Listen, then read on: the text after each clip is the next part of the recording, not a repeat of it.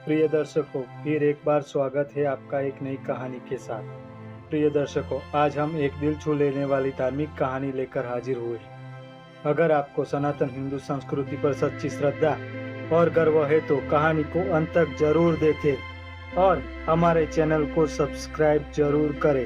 जय जय श्री राम, जय भोलेनाथ। अब कहानी की शुरुआत करते हैं। यह कहानी रानी और साधु के अवैध संभोग की है। रानी और साधु हर रोज एक झोपड़ी में अवैध तरीके से संभोग करते थे। एक समय की बात है जब राज्य पर महाराज जय सिंह का शासन था। वे एक वीर योद्धा थे और अधिकतर युद्ध अभियानों में व्यस्त रहते थे। उनकी पत्नी रानी पद्मावती अद्वितीय सौंदर्य और अपार बुद्धिमत्ता की धनी थी, लेकिन राजमहल के वैभव और ऐश्वर्य के बावजूद रानी के जीवन में एक गहरी शून्यता थी। महल की दीवारें उनकी भावनाओं को कैद कर लेती थी और अकेलापन धीरे धीरे उन्हें अपने घेरे में ले रहा था। उनके जीवन में कोई ऐसा व्यक्ति नहीं था जिससे वे अपने मन की बातें कह सके। यह अकेलापन ही था जिसने उन्हें एक ऐसे मार्ग पर धकेल दिया जहां रहस्य, तंत्र और भयावह घटनाओं का सिलसिला शुरू हुआ। एक दिन महल में एक वृद्ध साधु आया जो भविष्यवाणी करने में निपुण था। उसने रानी से कहा, यदि तुम अपने जीवन की समस्याओं को समझना और उनसे मुक्ति पाना चाहती हो तो तुम्हें जंगल में रहने वाले एक सिद्ध साधु के पास जाना होगा। रानी के मन में जिज्ञासा जागी। उन्होंने सुना था कि जंगल में रहने वाला साधु कोई साधारण व्यक्ति नहीं था। कहा जाता था कि वह तंत्र मंत्र और गुरु विद्याओं का ज्ञाता था जो अदृश्य शक्तियों से बातें करता था। कुछ लोगों का मानना था कि वह देवताओं का उपासक था, तो कुछ का कहना था कि वह अघोरी साधना करता था। रानी ने अपने महल के एक भरोसेमंद सेवक को बुलाया और उससे जंगल के उस साधु के बारे में जानकारी इकट्ठा करने को कहा। कुछ ही दिनों में सेवक ने आकर बताया कि साधु की झोपड़ी जंगल के घने हिस्से में थी और वहां जाने की हिम्मत बहुत कम लोग करते थे। लेकिन रानी का मन अब ठान चुका था। उन्होंने निश्चय किया कि वे स्वयं साधु से मिलेंगी। एक चांदनी रात जब महल के सभी लोग गहरी नींद में थे, रानी अपने कुछ विश्वास पात्र दासियों के साथ जंगल की ओर निकल पड़ी। घना जंगल, रहस्यमयी आवाजें और ठंडी हवा उनके भीतर एक अजीब सा डर पैदा कर रही थी, लेकिन उनके मन में उत्सुकता और खोज की ज्वाला जल रही थी।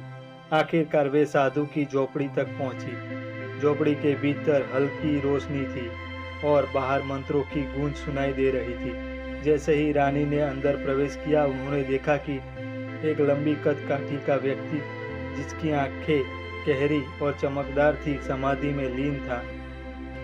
साधु ने अपनी आंखें खोली और मुस्कुराकर कहा, मैं जानता था कि तुम आओगी रानी चौंक गई। तुम्हें कैसे पता? साधु ने कहा, तुम्हारी ऊर्जा ने मुझे संकेत दिया था। तुम मेरे पास क्यों आई हो? रानी ने धीरे धीरे अपने जीवन के अकेलेपन और मानसिक बेचैनी के बारे में बताया। साधु ने ध्यान से सुना और फिर कहा, तुम्हारे पास एक अपार शक्ति है, लेकिन तुम्हें इसे जगाने की जरूरत है। अगर तुम मेरी साधना का हिस्सा बनो तो तुम्हारे जीवन की सभी समस्या समाप्त हो सकती है। रानी के मन में संदेह तो था, लेकिन उन्होंने सोचा कि यदि साधना से उनके भीतर शांति आ सकती है तो इसमें बुराई क्या है। अगली रात रानी फिर से झोपड़ी में पहुंची। इस बार साधु ने उन्हें कुछ विशेष अनुष्ठान करने को कहा। उसने एक विशेष आकृति बनाई और रानी से कहा कि उसे उसके मध्य में लेट जाना होगा। जैसे ही रानी उस आकृति में लेटी, साधु के कुछ तंत्र मंत्र पढ़ने शुरू कर दिए। वातावरण रहस्यमय हो गया। अचानक रानी को लगा कि उनकी चेतना कहीं खोने लगी है। उन्होंने साधु की आंखों में देखा और ऐसा महसूस हुआ कि कोई अदृश्य शक्ति उन्हें अपनी ओर खींच रही है। साधु ने रानी के शरीर को छुआ और फिर उनके साथ शारीरिक संबंध स्थापित किए। यह क्रिया किसी साधारण संबंध जैसी नहीं थी, बल्कि एक शक्तिशाली तांत्रिक अनुष्ठान का हिस्सा थी। साधु अपनी ऊर्जा बढ़ाने के लिए रानी का उपयोग कर रहा था। रानी को कुछ समझ नहीं आ रहा था। वे पूरी तरह से साधु के वश में थी। उनका मन और शरीर दोनों साधु की शक्ति से नियंत्रित हो चुके थे। समय बीतता गया और रानी अक्सर झोपड़ी में जाने लगी। महल में यह चर्चा फैलने लगी कि रानी जंगल में एक साधु से मिलने जाती है। गांव वालों ने भी रानी को कई बार झोपड़ी में जाते देखा। धीरे धीरे रानी का स्वास्थ्य गिरने लगा, उनका शरीर कमजोर होने लगा और उनका चेहरा मुरझा गया। लोग कहने लगे कि साधु ने रानी को अपने वश में कर लिया है और उसकी शक्ति का उपयोग कर रहा है। एक दिन गांव के कुछ साहसी लोगों ने साधु की झोपड़ी पर धावा बोल दिया।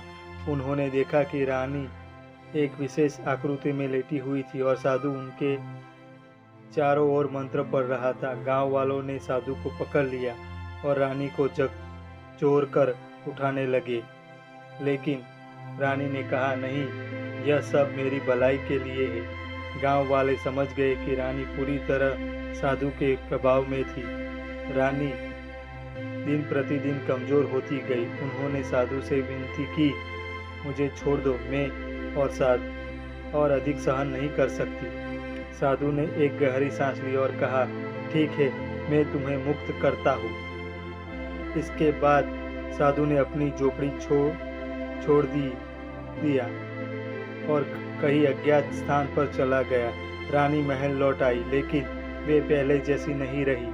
उनका शरीर दुर्बल हो चुका था और उनका मन एक गहरे आघात से ग्रसित था। कुछ ही महीनों में रानी की मृत्यु हो गई। उनके जाने के बाद जंगल की वह झोपड़ी भी धीरे धीरे नष्ट हो गई। लोगों ने कहा कि साधु कभी वापस नहीं आया, लेकिन कुछ वृद्धों का मानना था कि साधु अभी भी कहीं न कहीं तंत्र मंत्र की साधना कर रहा है और किसी नई रानी की प्रतीक्षा में है। दोस्तों, यह कहानी आपको कैसी लगी कमेंट करके जरूर बताएं। धन्यवाद।